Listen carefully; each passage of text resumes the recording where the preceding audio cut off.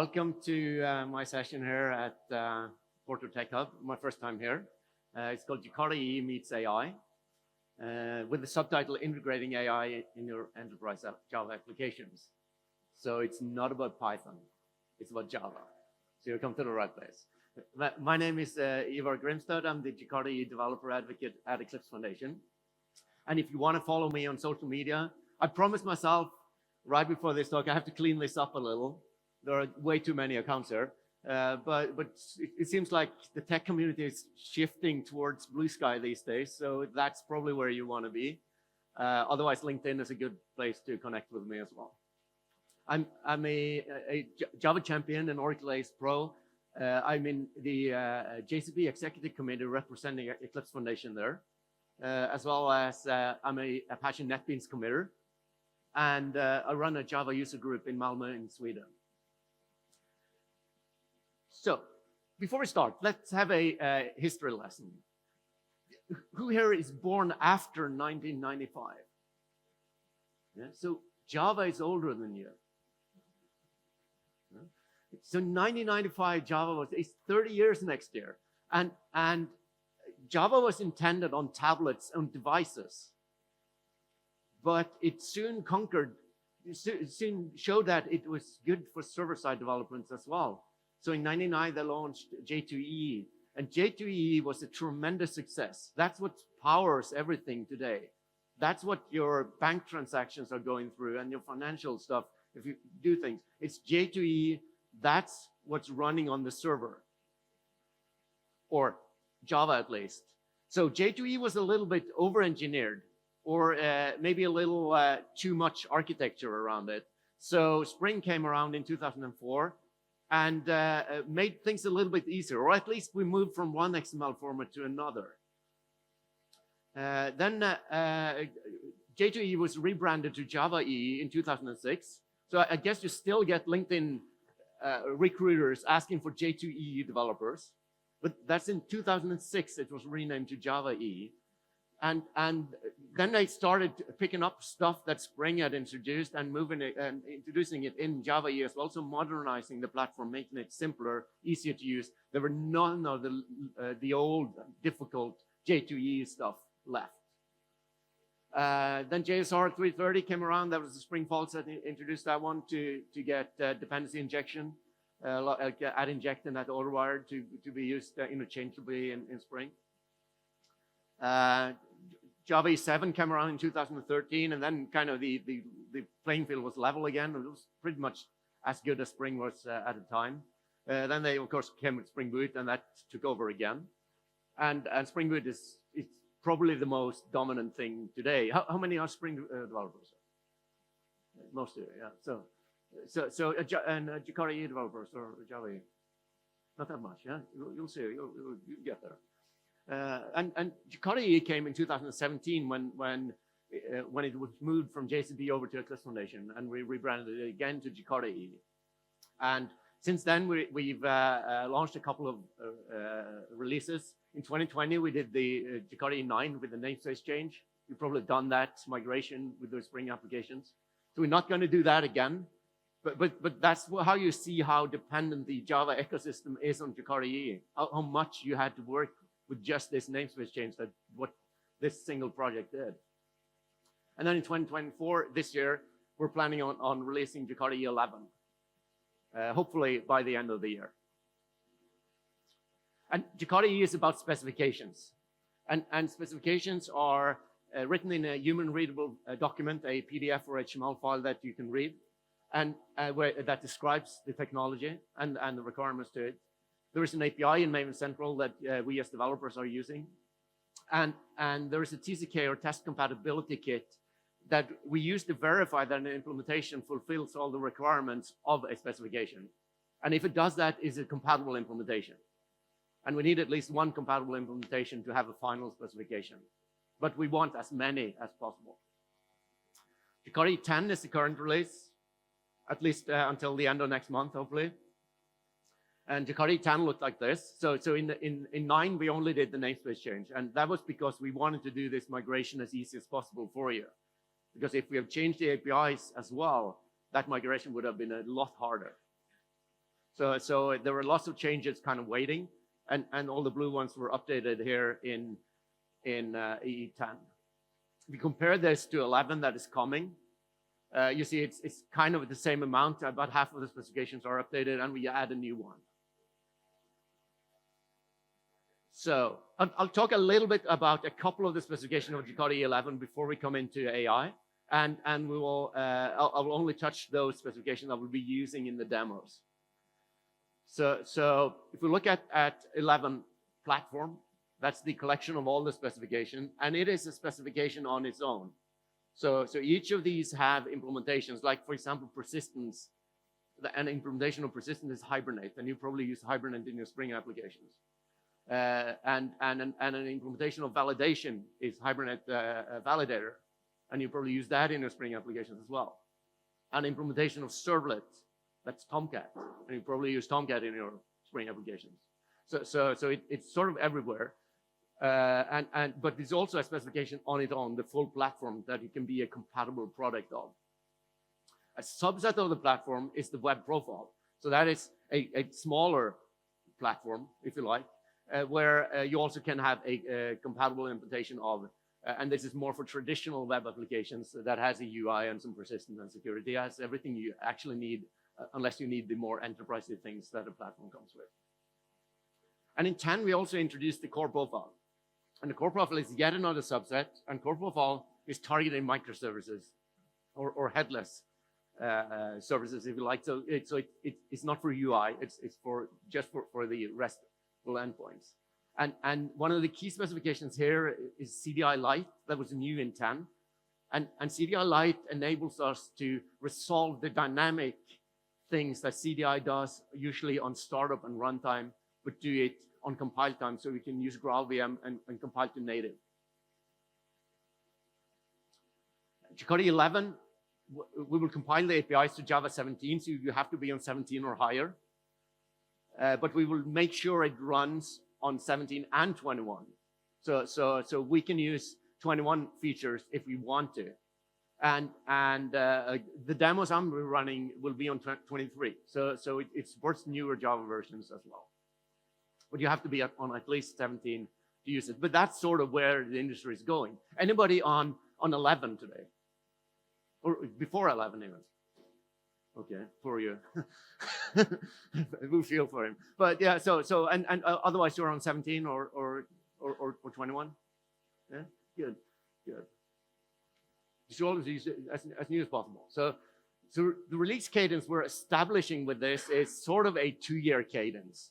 We're a little behind on 11. We know that. We should have released that in June or July. Because we said that about 6 to 9 months after an LTS of Java. So Java 21 was last September. So in June, it would be 9 months later. We should, or 6 months later, we should release a Jakarta 11. So we will do it like within a sort of a year. And when Java 25 comes out next year, that is the next LTS, in 2026, we'll release Jakarta EE 12. So we will kind of follow a year after an LTS release with a version of Jakarta EE. And I hope that release cadence will give us some predictability going forward. And with Jakarta 11 was actually done in May. So we all the specifications were feature complete, all the API jars released. All the specifications had an implementation like Hibernate or Mohara or Tomcat or Eclipse Link. And all of them passed the TCK for that specification. What we're waiting for now is that we're refactoring the TCK for the platform. And that has been a tremendous job. That's an old school technology that we're moving over to newer technologies to make it easier in the future. So that's what we're waiting for. Everything is feature complete. It's on Maven Central as the M4. But we will release a final version, hopefully at the end of the year. In Q4, as we said. All right, so AI then. As I said, this is not about creating the models. This is about using the models. And this is about integrating with models from your enterprise applications. And since we're all Java developers, whether it's Spring or Java EE or plain Java or something else, we want to keep writing our stuff in Java. We don't want to learn a new language. And when the AI hype came around 2 years ago, there was kind of this surge. Oh, I have to learn Python. I have to run away. I cannot use Java anymore. Everybody has to go with Python because that's what AI is using. But this talk is going to show you that you're perfectly fine with Java because we're not writing the models. We're using them.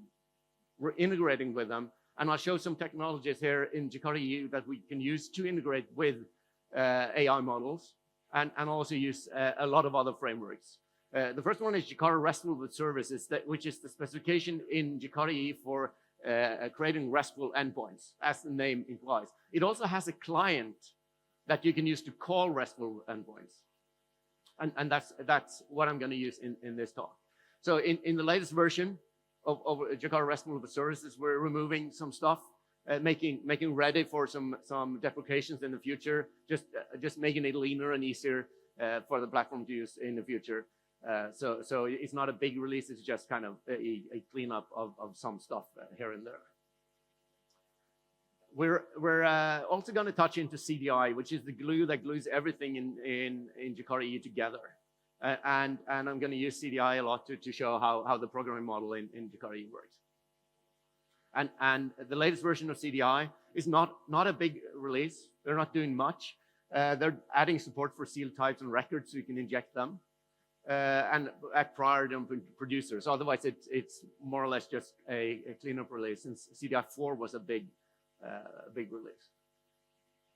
We're also moving the integration requirements from the CDI specification to the platform, but that's kind of an internal thing to make it easier to get rid of things we want to get rid of in the future, such as the CDI specification has a lot of references to EJBs and how they should integrate with EJBs. And by moving them to the platform, it will be easier to, if we want to move EJBs out of the spec later, it's easier not to have it in the CDI spec. So it's moved to where it belongs. JSON binding is not updated in this release. This is what's used to serialize objects from JSON to Java and back. And you're probably very familiar with it, how it works in Spring. I'm also going to mention data.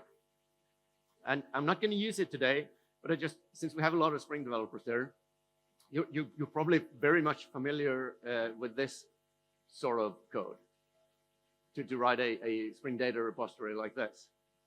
Well, guess what? This is Jakarta data. So we're doing the same thing as Spring data does and offering the same capabilities to Jakarta developers as Spring developers have today. You may say it's stealing or copying or just doing whatever it does, but no, we're standardizing something that is good in the tech industry. And that's what we do. It's a code-first approach. We see something good, we standardize it. But we do more. We also have the Jakarta data query language that is an extension of the Jakarta persistence query language. So you can write queries. This is a very stupid, simple example, but rather than relying on the method names, you can write the queries in annotations. And there's an opportunity there if you want to be a hero in open source and win great prizes and just get yourself a Wikipedia page. Do an implementation of data at Apache, or help do the Eclipse Link implementation at Eclipse Foundation, and just look at how Hibernate and OpenLiberty has done it, and just do it at Apache at OpenJPA, and they will be super happy, we will be super happy, and you will be a hero and probably have a Wikipedia page. So AI then, finally, we're getting there. And I'm not going to talk, or I'm going to talk a lot, but I'm not going to do a lot of slides. I'm going to do this as a demo. And the demo is going to be that I have a Java application, my enterprise Java application, and I'm going to call some AI systems. And I'm going to use a bunch of different technologies to do this. And for the AI, I'm going to use OpenAI. But if you have another model that you are using, or your favorite stuff, you can just kind of replace, whenever I say OpenAI, just replace it with whatever AI. It will work with that as well. I'm just using OpenAI because that's where I created an account. And of course, Spring has great AI support. And I'm going to start with that and show how Spring AI works. Anybody using Spring AI or looked at it? Okay, that's good. So see here you have the Jakarta EE developer advocate at your service showing you how to do the Spring AI. That's pretty cool. So for some reason, I'm just going to kill IntelliJ here. For some reason, IntelliJ, the latest version, cannot do the display changes. So if you're in presenter mode and you go from switch to the resolution, then IntelliJ just dies. I don't know if anybody from JetBrains is here, but this should be fixed because this came with the last version. Or maybe I should change to Eclipse IDE or NetBeans even. So let's see if it starts up now. Sorry about that. Let's see. Oh, come on. Did it crash again? No, let's start it.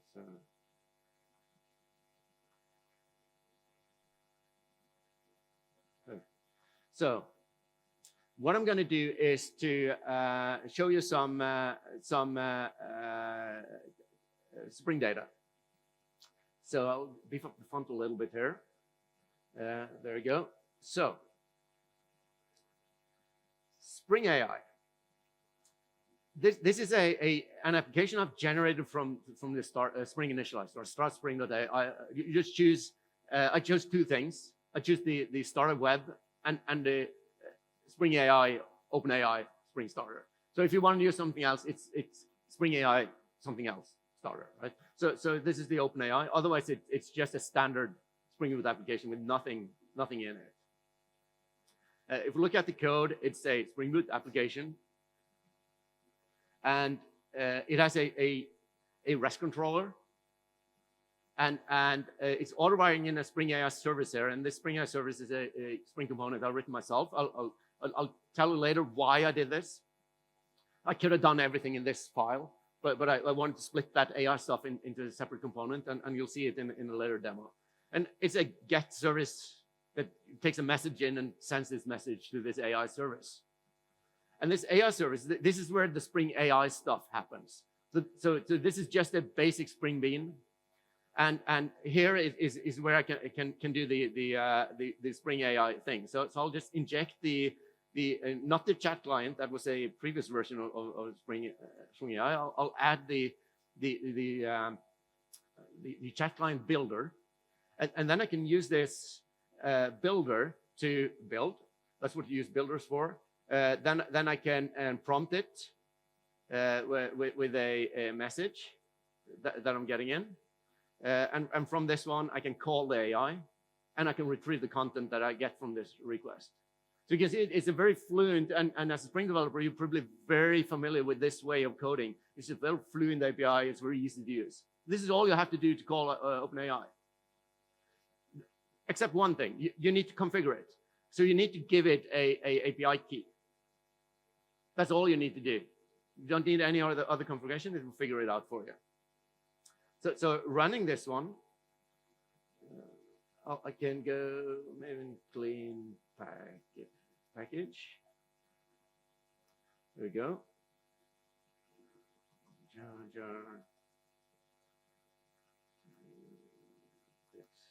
So I'll run it. And now I can ask this, send in a message to this one and say, hey, tell me a joke. So it will get some stupid joke from the AI. I can do this in so you can have it to return some stupid joke from you, and this is calling out to OpenAI. You see, it's not a single line of Python there. It's Java all the way, and it's a very simple Java. So Spring AI is pretty awesome. It is easy to use and easy to get started with. But of course, it's not Jakarta EE, and Quarkus is closer to Jakarta EE. And anybody using Quarkus? Yeah. So Quarkus is Red Hat's response to Spring Boot, and Quarkus has a similar approach to AI, maybe a more Jakarta EE way of doing things. So what Quarkus has done is to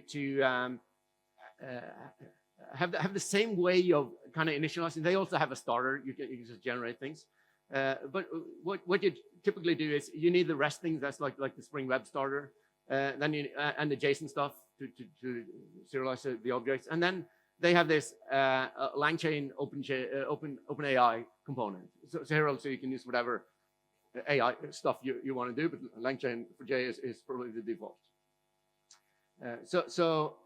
And this one is even simpler. You don't have to initialize it as an application, because this is Quarkus. It does it for you. It knows. And this is how you create a REST controller in Jakarta EE. You just say add path. This is how we do AutoVared. It's adding J. And you can see I have the same kind of style. I have this AI service that I'm hiding away the AI things in. And this is the get mapping. It's a HTTP get. It produces a text, takes in a query param message, and calls the AI service. And the AI service is even simpler than the Spring thing. They have this at register AI service annotation. That's all you need. And then I simply have it's an interface. I simply have the call at user message. There's a bunch of other annotations I use system and kind of tune this response in any way I want. But this is kind of the minimum, bare minimum defaults that you need.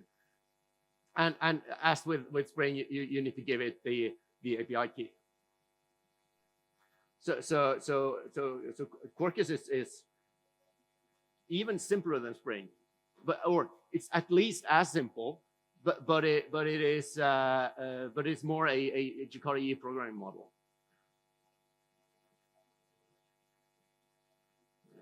Quarkus main plain package, and let's do a Quarkus run. So just to prove that it works, and I'll just there it should be up and running. And here it's calling with the responses may be a little different in formats and stuff, but that's because I'm just using the bare minimum of things. So there can be some defaults here and there that are different from the different technologies I'm using, but it's still calling the OpenAI in their way. So what if I want to use Jakarta EE technologies only and not use these other frameworks? And that is perfectly fine. I mean, Jakarta EE has a lot of stuff already, even though there are no Jakarta AI specification yet. But you can simply use HTTP. So because if you look at the API documentation for OpenAI, and all the others have the same kind of stuff, you can see here. Here's the chat completion. That's the thing I've been doing. And here's just call this one with the completion endpoint with this JSON. Like here's the content that's the message I'm sending in, and the response I'll be getting back is a content response. And if I scroll down, the content I'm interested in is this. And there are probably some Java API jar I can just pull in and use. Or you can do it manually. You can parse the JSON if you want to, like this with curl, and just parse it. Or you can use JSON binding. And JSON binding is works this way, that if you're mapping the method names of the class, the parameters of the class directly to the JSON attributes, it will do it automatically for you. If you change names, then you have to have an annotation to go and do the mapping. But I'll just do the default, and I'm only interested in a couple of these values, so I won't do all of them. So if you look at the Jakarta EE application, it's very simple. It's on Java 23. I'm using the milestone 4. And that's the only dependency I need in Jakarta EE. It's a provider dependency. Everything is in the implementation for me. So I don't need to add these dependencies as you would with Spring and Quarkus. And then I've added a couple of plugins for different runtimes. So here's one for OpenLiberty, here's one for Pyara, and here's one for Wildfly. And the code is similar to the Quarkus. Here I have to have the application. This is like the Spring Boot application. I just say this is a Jakarta REST application, and with this application root path. This is the exact same resource as you saw with Quarkus. It has the path, the get and stuff, and also wire in the OpenAI client, and this is where I'll do the implementation. So, and I'm also going to use Open Liberty here, and Open Liberty has a cool feature for that I can do Maven clean package, and then I can say Liberty run as I did with Quarkus, or Liberty dev. You can also do that with Quarkus, but it has the dev mode, so it picks up changes when I do it, so I don't have to restart the server. So if I go and want to do this implementation, remember the content and the completion and the completion response. I have to create those objects that are mapping that JSON, and I won't write all that. I'll just use this template for it, so you won't see me type wrong here. Completion. So here I've taken just the, you remember the content. That's where I send in the message in, and otherwise just the attributes, so I can fill it with the content.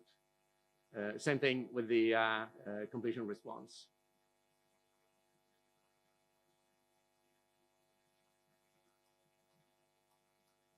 So this is also just the bare minimum. What I'm interested in is the content. That's the joke I get back. So if I want to implement this, first I would have to create this request, and that is to instantiate the completion and fill it with the default values. Here's a GPT-4, it's a user role, and it's a message. So that's the minimum I have to send. Then I'll use the built-in Jakarta REST client. So I'll just instantiate this one. So, there you go. Not client. There you go. I want to go. There you go. So I'll instantiate the client, and then I'll do the call. So I'll take the client, set the target URL. Remember, this was the one from the API documentation. Set it as a JSON, give it the OpenAI key, and then the completion as the body. To get the message out of this, I'll read the entity from the response as a completion response. So that's a JSON beast mapping over. Then I'll just navigate down to the JSON structure to the content. And of course, there is very non-production ready code. So don't copy this directly into production. Do some null checks and stuff. So you can see it's a bit verbose. I have to create all this stuff and things, but I can do it without a single dependency. I just it won't call. What did I do now? Oh crap. Maybe I didn't start the Open Liberty correctly. Always something. So let's see. Then it should be up and running. Let's see if it works. No, for some reason I don't get. I don't remember what I'm done wrong. No. There's always something, isn't it? Oh yeah, of course. I would have to actually call the sorry about that. So call the service I created. So it won't return an empty one. So now it will call out to OpenAI and get something back. So it's a little bit, as I said, verbose. But the good thing, I don't have a single dependency with vulnerabilities here. I only use the stuff that is provided for me by the application server, and that is, in this case, IBM has made sure that's okay. So there are no kind of weird stuff going on with the third-party libraries. But of course, it's a little bit much to code, and we will like this simpler. So luckily there is something called LangChain4j. Anybody using LangChain4j? Looked at it. So this is growing to be more or less the de facto standard for Java integration with LangChain or LLMs. So this is absolutely something you should have a look at. And LangChain4j works obviously good with Spring, but I'll show how that it works with Jakarta EE as well. So if I wanted to use LangChain4j here, then I would have to had to add a dependency because it's not part of the platform. What I'm gonna do is, if I can type correctly, chain dependencies. So I'll add, and I think version 35 is better. So I'll add lang chain for J, the core, and then I'll add the one for the model I'm using. If you're using something else, you would have to add another one, but there are lots of them. And when I've done that, I don't have to, do all this stuff, because that'll be in the lang chain for J thing. What I can do now is simply do and I should do it like this. So I can, rather than I don't have to inject my OpenAI model anymore. I can just take the OpenAI language model with the API key, and then a model generate message and get content. So it's very similar to the Spring and Quarkus way of doing it. And if OpenLiberty has, yes, picked it up. So now I can call it, and now I'm calling the same thing, but I'm going through LangChain for J. So that's so easy to use LangChain for J with Jakarta EE or any Java application. But of course, we don't like that approach of having to kind of instantiate things or using factories. That's not Jakarta EE way of doing things. We like to inject things, dependency injection, and use annotation for that. So I'll show how to integrate LangChain for J with CDI. And if I want to do that, what I have to do is create a CDI producer. So I'll call it OpenAI producer, like this. I'll give it a scope.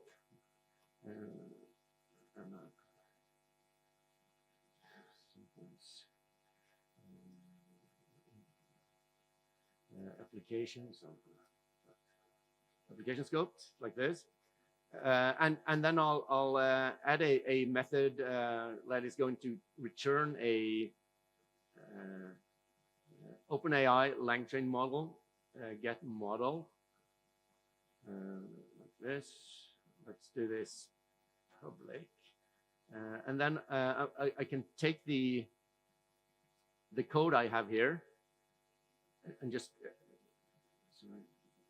copy it over to my producer here, and not return the message. I'll just return the model. So I'll just do the instantiation of the model here, and also have to tell that this this method produces a CDI bean. So this would be like the @bean annotation in a Spring configuration. So and there is a name conflict in Jakarta, so just make sure you use the correct producers if you're doing that. Otherwise, you produce JSON. And then in this one, rather than doing the installation of the model, I can now take the OpenAI LangChain, I'll just call it model, inject it like this, and I don't have to do this. I can just use the model generate. So I kind of hide away the setup with the LangChain stuff, AI things, and can just call it, get the content. And this one also runs just the same thing.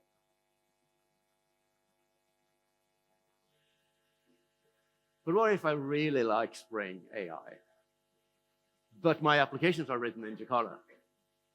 Wouldn't it be cool if I could use Spring AI in Jakarta EE as well?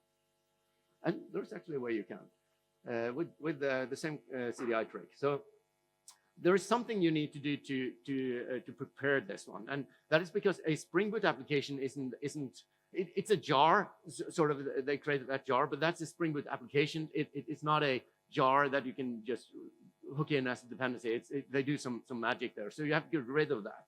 So of course you can move that stuff out as just a library with your Spring AI things, and that would be the sensible thing to do. But what I'm going to do is to take the Spring AI application I was using here and inject that one in my Jakarta application. And in order to do that, I would have to just get rid of the Spring Boot Maven plugin, so it doesn't create a Spring Boot application for me. So I'll get this one out, and when I do that, since it's not an application, it won't be able to test. So I just have to get rid of the Spring Boot testing stuff as well. And since I have been a good citizen and actually written a test, or I deleted it last version, but if you have a test, it won't run because it will load the Spring context. So you have to do whatever you do with failing test and just delete them.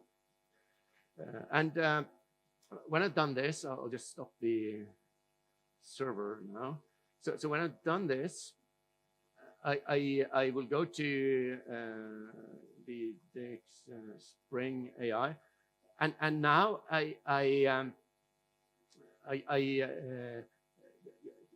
cannot just use Maven package, right? Because that will just be in that folder. I would have to do an install so I can consume it from the other application. So I do the Maven clean install. Maybe clean install. So it ends up in my Maven repository. And when it's in my Maven repository, I can go to my Jakarta EE application and add it as a dependency. And now I'm not using LangChain4j anymore, so I could remove these, but I'll just keep it so we can have all the code examples there. So this one called the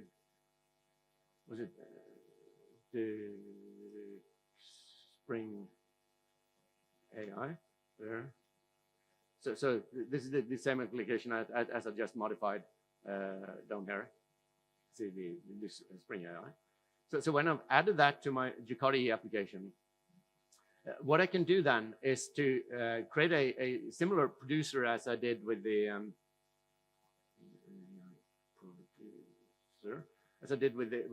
OpenAI language model.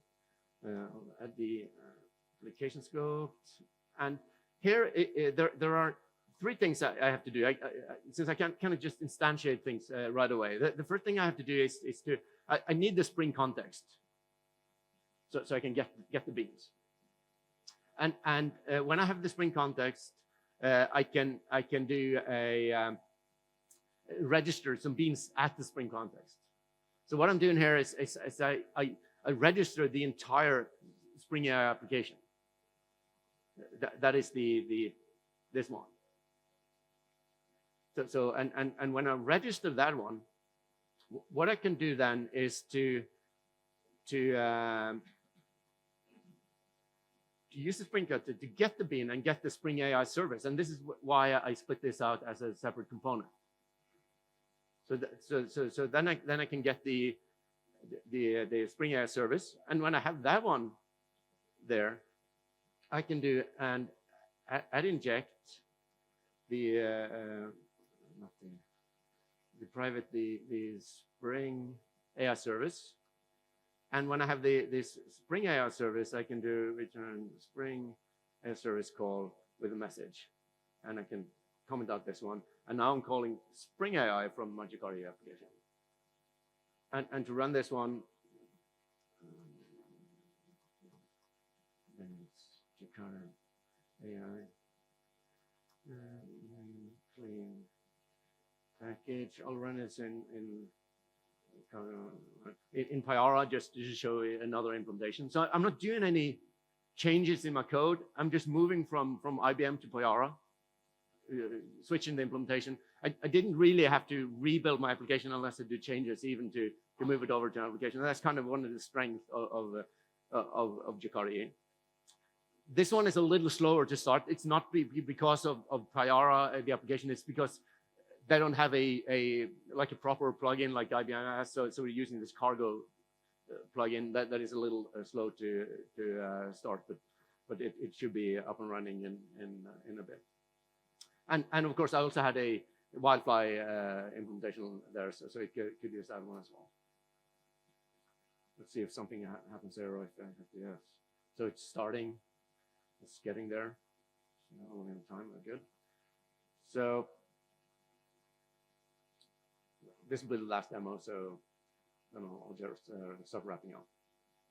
So it should be up and running in very quickly. So I think it should say something. There you go. So now I'm calling Spring AI through a Jakarta EE application. That's pretty cool. So there is also a product called Halidon, and Halidon is a true implementation of Jakarta EE core profile. So Halidon is a proper Jakarta EE compatible product. It's very similar to Quarkus, which is similar to Spring Boot, but this one actually implements the core profile and is certified on it. And it's pretty good. It's built from bottom up on virtual threads, so it's very fast. And it has all the Jakarta EE program models. So if I look at the POM file of this one, it's very similar setup as you would do with the Quarkus and Spring Boot. You just add what you need for like JSON, some login and stuff, and then I can add dependencies for anything. Like here, I've added the LangChain for J. I've added the Spring AI component as well. So you can do everything I did in the Jakarta EE application because this is a Jakarta EE application. So the code here is exactly the same as the one I had in the other demo. I didn't do the pure REST thing because we don't want to do that manual thing. Anyway, so it has the OpenAI producer and it has the Spring AI producer, the same thing. And it does everything here. And this one is I'll just build it so you know I'm not cheating. And then I'll run. You can see how fast it is. It's up and running like this. Oh, something failed. Oh yeah, it's because I have this one running. So I get a port conflict. So let's see if this one can stop.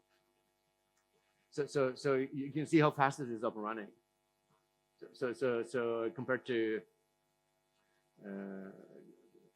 compared to the other,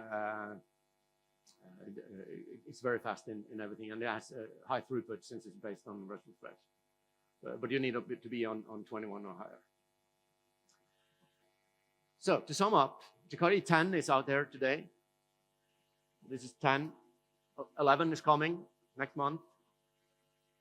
10 will give us 21 support, virtual threads, everything. Embracing records, Jakarta data, which is like Spring data. Some removal and pruning of the platform, so it's going to be leaner and better than the previous version, and hopefully bring more developer productivity and performance to the platform. Yes.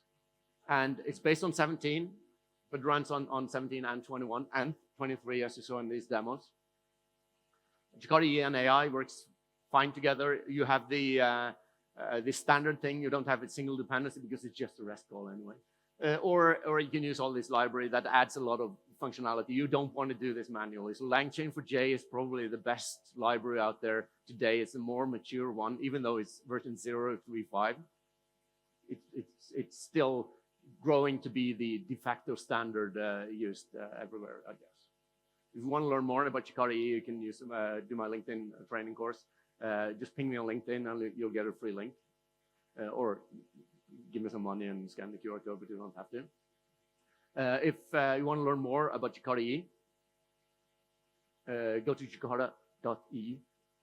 We have a starter where you can generate these examples I showed. It's on Jakarta EE 10, but hopefully on 11 as soon as 11 is out. So you're going to start jakarta.ee. You can generate like the Spring initializer.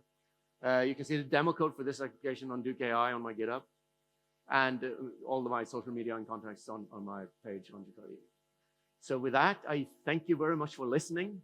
I hope you enjoy the conference. I hope you enjoy these demos, and feel free to approach me when we're out there. I'll discuss and talk about anything. I have some Jakarta EE stickers, so just come and ask for a sticker and nothing else. Thank you.